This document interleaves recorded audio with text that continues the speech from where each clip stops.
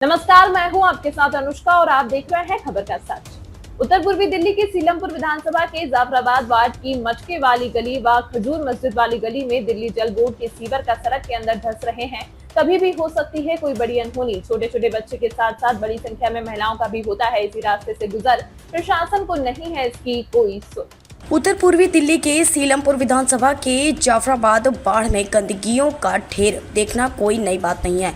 यहाँ की गलियों में आपको कूड़े के बड़े बड़े पहाड़ नजर आ जाएंगे और इतना ही नहीं, यहाँ की जनता दिल्ली जल बोर्ड के सीवर की समस्या से भी जूझ रही है। इलाके में कहीं कहीं सीवर ओवरफ्लो हो रहे हैं, तो कहीं सीवरों के ढक्कन टूटे पड़े हैं, तो कहीं सीवर के आसपास की सड़क बैठ गई है, जिससे कभी भी कोई बड़ी अनहोनी घट सकती है। वहीं क्षेत्र के वरिष्ठ समाज सेवी और RWA के general secretary doctor Faheem Baig का कहना है कि क्षेत्र में समस्याओं का अंबार लगा हुआ है। लगातार शिकायत करने के बावजूद भी कोई सुनवाई नहीं है।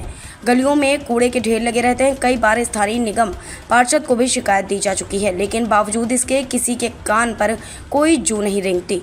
वहीं हाल सीवरों का भी है। कहीं कहीं सीवर टूटे पड़े हैं, तो कहीं कहीं सीवर के आसपास की सड़क बैठ गई है, जिससे हमेशा डर बना रहता है कि कोई छोटा बच्चा इन गहरे सीवरों में न गिर जाए और कोई अनहोनी न घट जाए। वहीं डॉक्टर फहीम का यह भी कहना है कि स्थानीय नेताओं के साथ साथ प्रशासनिक शिकायत के बावजूद भी कोई सुनने को तैयार नहीं है।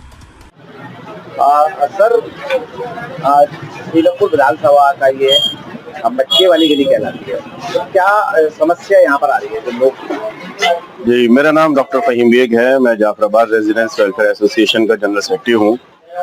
पिछले 4-5 रोज से, बल्कि इससे ज्यादा समय से, यहाँ पर एक सीवर जो है वो बैठ गया है और बहुत बड़ा एक गड्ढा हो गया है, जिसकी शिकायत एग्जीक्यूटिव इंजीनियर जल बोर्ड और उनके जितने भी अधीन कर्मचारी या अधिकारी आते हैं सबको की जा चुकी है।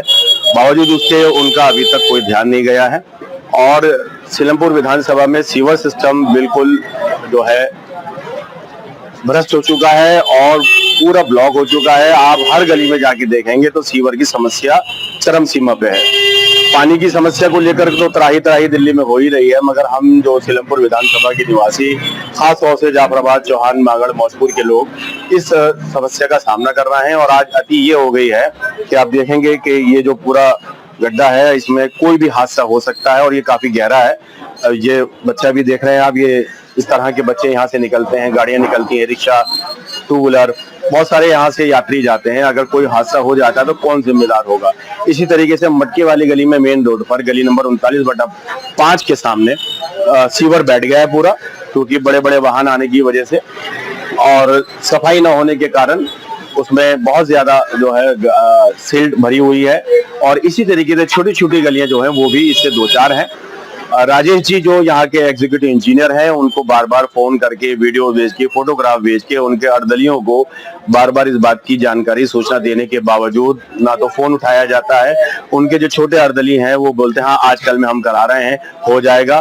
तो मेरा सवाल सीधा आपके माध्यम से ये है, क्या जल बोर्ड किसी हादसे को होने का इंतजार कर रहा है? क्या कोई अपनी जान दे देगा, उसके बाद आनन फानन में यहाँ प्रशासन, शासन, पुलिस सब आ जाएगी और फिर आकर जो है खाना पूरी की जाएगी और जो हादसा होगा, जिसका नुकसान होगा, उसकी भरपाई कौन करेगा? तो आपके माध्यम से ये सूचना, जानकारी जो जल बोर्ड के एग्जीक्यूटिव इंजीनियर हैं श्री राजेश जी, उन तक अगर ये पहुंच जाए और उनके नीचे के जो अर्दली हैं उन तक पहुंच जाए तो बड़ी इसमें लोगों की मदद होगी। यही समस्या को उठाने के लिए हमने आज आपको यहाँ पर बुलाया। विषय पर सीलमपुर के विधायक से आपने कभी कोई शिकायत की? हाँ, विधायक जी के पास भी इस तरह की जानकारियां जाती रहती हैं, मगर विधायक जी भी जो निर्भर हैं वो जल बोर्ड के अधिकारियों पर हैं। तो कुल मिला के ये है कि जल बोर्ड अगर दिल्ली में जैसे हालात है, आपको सब पता है कि कितने लेवल पर, राष्ट्रीय लेवल पर जो उसका विरोध हो रहा है, तो सीलमपुर विधानसभा में आज से नहीं, जब से ये जल बोर्ड काम कर रहा है तब से जल बोर्ड को लेकर यहाँ समस्या बनी है।